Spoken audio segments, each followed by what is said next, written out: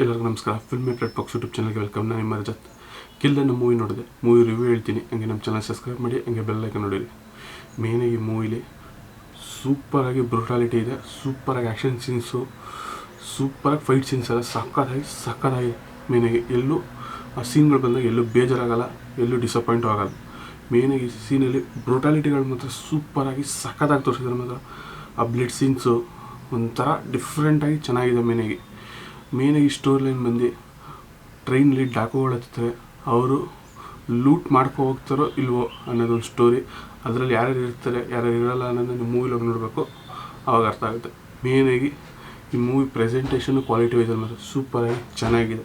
ಎಲ್ಲ ಹಿಂದಿ ಮೂವಿ ಥರ ಅಲ್ಲ, ಒಂಥರ ಡಿಫ್ರೆಂಟಾಗಿ ತೆಗೆದವ್ರೆ, ಒಂಥರ ಚೆನ್ನಾಗಿದೆ. ಮೇನಾಗಿ ವಿಲ್ಲನ್ನಾಗಿ ರಾಘವನ್ನ ಕ್ಯಾರೆಕ್ಟರ್ ಮಾಡಿದ್ದಾರೆ, ರಾಘವನ್ ಅವರು. ಆದರೆ ಕ್ಯಾರೆಕ್ಟರ್ ಮಾತ್ರ ಬೆಂಕಿ ಮಾಡಿದ್ದಾರೆ.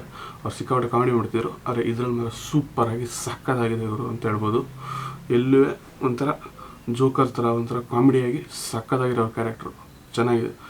ಮೇನ್ ಇದರಲ್ಲಿ ಒಳ್ಳೆ ಆ್ಯಕ್ಷನ್ ಸೀನ್ಸು, ಒಳ್ಳೆ ಫೈಟ್ ಸೀನ್ಸ್ಗಳು ಸೂಪರಾಗಿ ಚೆನ್ನಾಗಿದೆ. ಯಾರ್ಯಾರು ಸಿಕ್ಕಾಪಟ್ಟೆ ಬ್ರೂಟಾಲಿಟಿ, ಒಳ್ಳೆ ಆ್ಯಕ್ಷನ್ ಸೀನ್ಸು ಅವೆಲ್ಲ ನೋಡಬೇಕು ಅಂತಿರಲ್ಲ, ಹೋಗಿ ಈ ಮೂವಿ ನೋಡಿ.